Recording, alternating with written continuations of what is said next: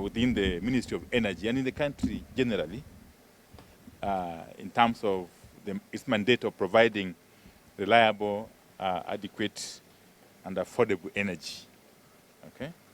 And therefore playing the role of an enabler to sustainable economic growth and development. In recognition of this very critical role of Kenya Power, today I made my inaugural visit to Steamer Plaza, where Kenya Power is seated, I'm sure you know. And I had a meeting with the board of directors, led by the chairman, Madam Masinde. Okay? The directors and the senior management team led by the managing director, Mr. Siror. And later on, I had a chance also to address employees, a number of them. Okay? And thereafter, again, I had a chance, together with my team, including the PS, to visit the National Customer Call Center at Steamer Plaza before we drove to this National Control Center in Dandora, as a way of getting understanding of what goes on.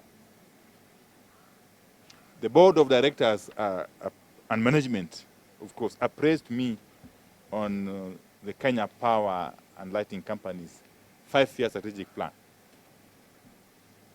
complete with its current level of implementation. This was meant to help me appreciate the company's work and its alignment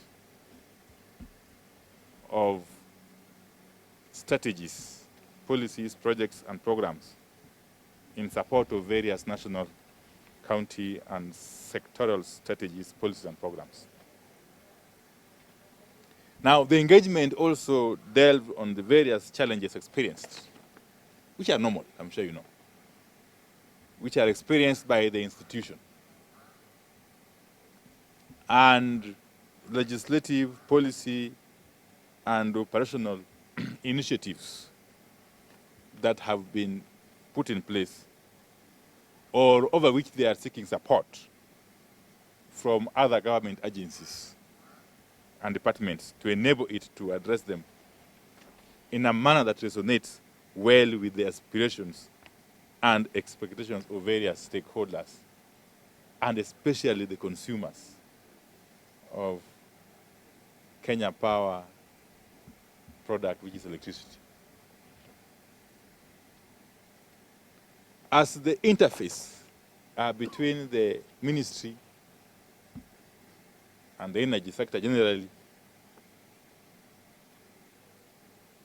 and the consumers or the customers, okay, in the entire value chain, expectations of the government and key stakeholders put a very high demand on Kenya Power, its board, management, and staff, to ensure that their strategies, policies, processes, internal culture, and practices remain ethical, effective, and customer responsive, in a manner geared towards meeting and if possible, exceeding these stakeholders' expectations. The government, therefore, has reiterated its desire and commitment to the reform of strategic sagas, including KPLC,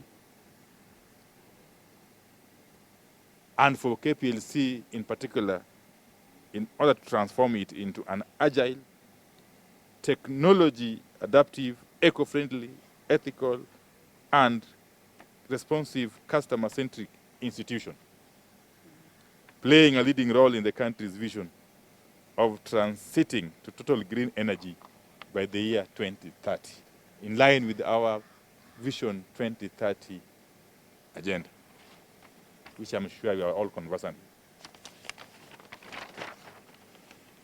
And of course, whilst I noted and commended the board and the management team and staff for the good work so far done. They're doing an excellent job, both at Steamer Plaza and in the field, including this National Control Center. I did direct the board, as a matter of urgency, and of course senior management, to embark on institutional reform pathway and report back to the ministry on a number of areas, which I will just summarize. Okay. One is on the area of improvement on operational efficiency, liquidity and balance sheet, to strengthen the institution and take it back to sustainable profitability. That we agreed, and we got very, very practical steps that the management and the board are going to take, and are taking already actually, towards that goal. Two is the implementation matrix, covering key projects and interventions with major impacts on the reduction of cost of energy to end users in the short and medium term. This matrix, of course, will include project challenges, resource requirements, timelines for completion, accountability, and expected outcomes.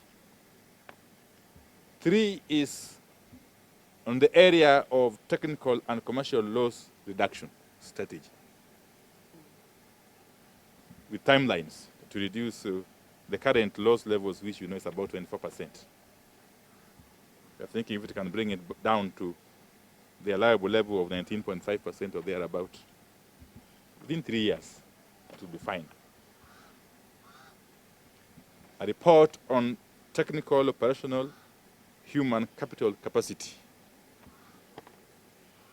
of not just the National Control Center, but of the entire organization. We did agree on that, because as you know, this is a very, very sensitive and strategic institution that requires to be optimally staffed. It requires to be resourced optimally at all times. So we agreed that we shall look at the gaps where they exist and what measures we can take to fill those gaps. Okay. There's also number 5, which is the issue of customer service improvement strategy. We took quite some time at the call center. And I was impressed, by the way, by the kind of infrastructure that we have in place. I'm sure a number of you are aware of the Kenya Pan Lighting call number, star 977 hash. Star 977 hash. Or if you call directly, just call 9771. And they will capture whatever issues or concerns you have, and they will cascade them to the relevant offices and persons, and they will be attended to by those responsible offices. We want actually to have that system reinvigorated and to have that process of engagement with the public made more efficient with time. Okay? And if it means employing more resources or deploying more resources, we have to do so, so that the customer or the people remain at the center of our strategy, through and through.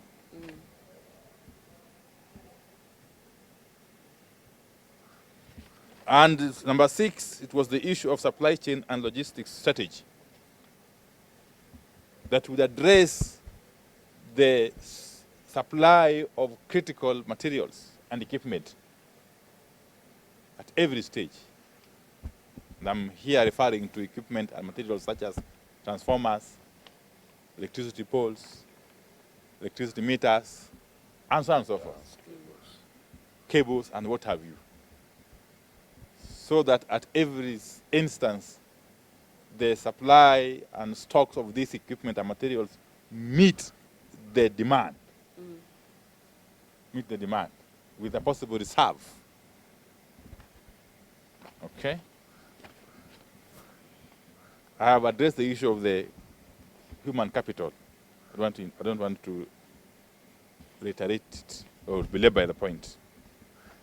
And of course, there are areas where we agreed that the Kenya Power will continue to engage with sister companies such as KETRACO, especially on the area of shedding off some of the transmission functions and infrastructure to KETRACO. Okay? So, all in all, we had a very, very, very fruitful engagement, right from Steamer Plaza, the call center, customer call center, and now the National Control Center here in the north. And I am confident that these measures that we've agreed upon with the board and management of Kenya Power, if implemented to the fullest possible extent, will have a very, very positive impact in terms of the capacity of the institution to deliver on its mandate, to execute its mandate for the benefit of the people. But going forward, we will be seeing more and more focus on the customer. In other words, Kenya Power has committed to enhance its communication processes so that at every one instance, there is that communication between the company and its end users, for the customers. And there's a mechanism for harvesting feedback and acting on the same in a timely manner. Thank you.